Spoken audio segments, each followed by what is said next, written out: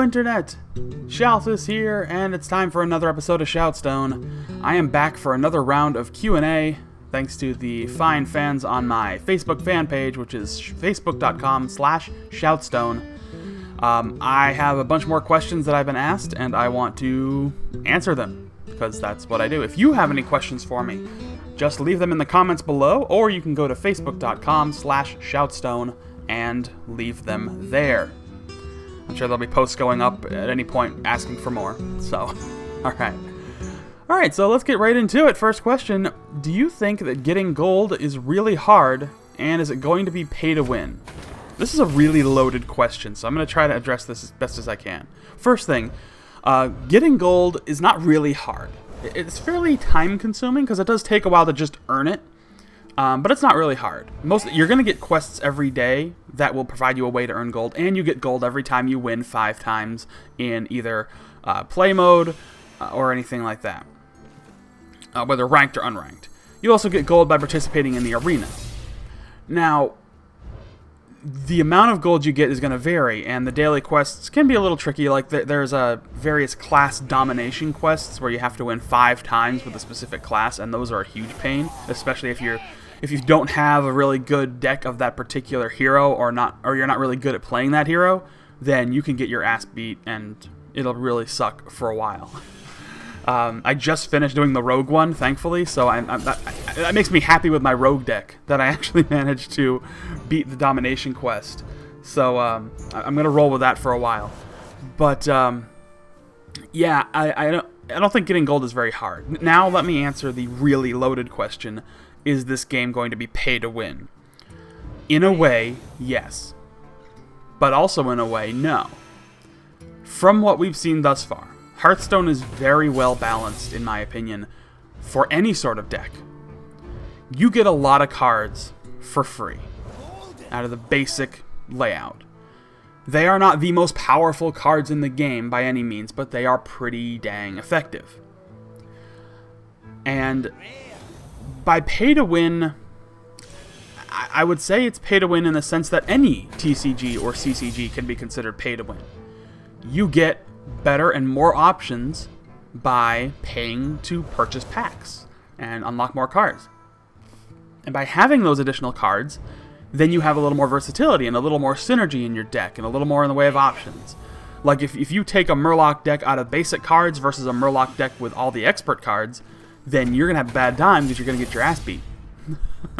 But I don't think it's necessarily pay to win in the sense that I don't think the only way you can win is if you have all these expert cards. I don't think that's the case at all. I also don't think that legendary cards are quite the game changer that a lot of people seem to think. You know, you can win regularly without any legendary cards in your deck against players who may have them. So I don't think legendaries are that big of a deal, and I don't think that this game is really as much pay to win as any other CCG or TCG would be. You know, having the options, like I said, is going to be better because you're going to have a little more versatility in the type of deck you can create and the type of options you're going to have available to you. And yeah, some of the expert level cards, whether they're rare, or epic, or even just, you know, common level, they're all going to be pretty strong cards and probably more powerful from a raw, like, mana cost benefit perspective than, you know, a basic card. But there are a lot of strong basic cards, and you can still win games with basic decks. So I don't think it's really that big of a deal. You're going to get a lot of packs for free. You could go through this game and never drop a dime on it, and still have a blast, and still win a lot, and still unlock packs, and get gold, and play in the arena, and do all that kind of stuff. It's just going to take you a little longer. So the only thing that the pay-to-win aspect of this game is it just speeds up the process. And it gets you where you need to be quicker. You know, obviously, to buy packs is going to be a lot faster way to unlock more cards than it would be to just, you know, play the game and do quests and earn gold that way and buy your packs that way or do arena that way. So that's all I can really say in that regard. I don't think it's pay to win in the sense that everybody wants you to think it is, but it is in a way. And that way being that you just get further quicker. But you're not you don't gain anything that a free player wouldn't get. I guess that's the best thing I can say. Aside from the golden Gelbin Mechatort card if you drop real gold in the beta. But that's it. Alright, next question. Which card gives you the best value for its cost, in your opinion?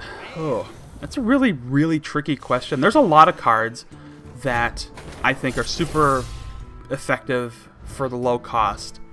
Or even for like a good moderate cost, but they really can change the tide of a game. One of the cards I mentioned last game as being kind of OP is Mind Blast, and I think that's probably one of them. It's certainly one of the best examples I can give. You know, it's 2 mana, and it deals 5 damage to the hero.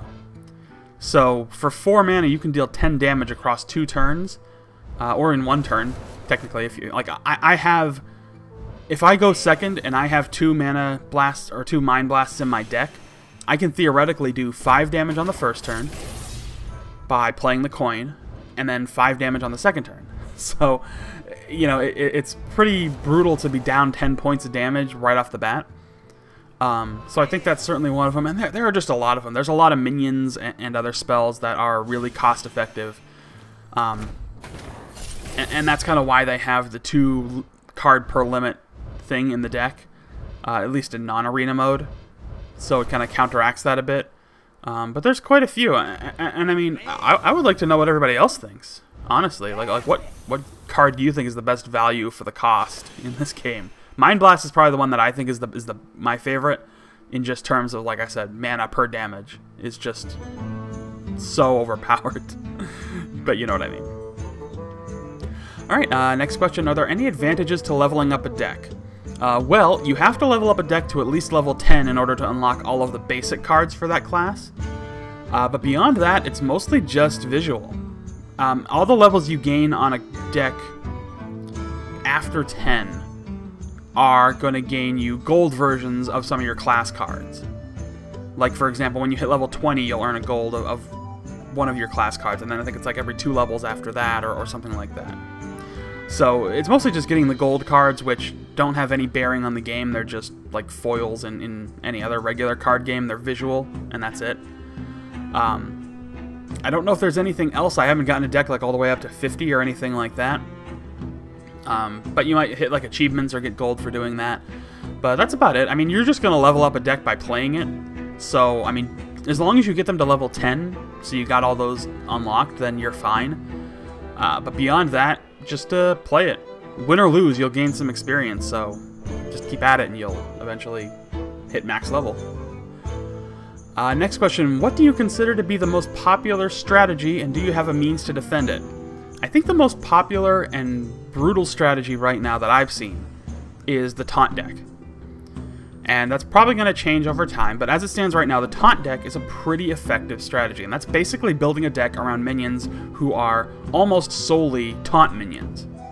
From the 1 point, you know, Goldshire guard type, Goldshire footman, I almost forgot his name. From the 1 point Goldshire footman to like a 7-drop or a 6-drop Lord of the Arena, you know, and beyond. Those decks are really effective, and they're really annoying to play against. Obviously, taunt minions are a huge pain to try to contain, because basically every minion that comes out is a forced attack, so damage you would otherwise deal with one of your minions, like if you've got a 9/5 Core Hound on the field and somebody drops a 1-drop, you know, Footman out there, well, all of a sudden your 9 damage either has to go to that Footman or you got to find a way to take it out. So, you know, it becomes a real big pain. Now, as far as defending against it, it's hard, but you need to have a minion control deck to kind of respond to it. Something that's designed around containing the other minions, whether it's silencing the taunt off, sapping or returning those minions to the opponent's hand, instantly destroying them, or just like big AoE abilities that can clear out an entire field relatively quickly. But I think that's what it comes down to, is just controlling the opposing side and controlling the other minions. And it's not easy to defend against, but there is a way, and it's not perfectly, you know, it's not a perfect build. It's not an impossible to beat strategy.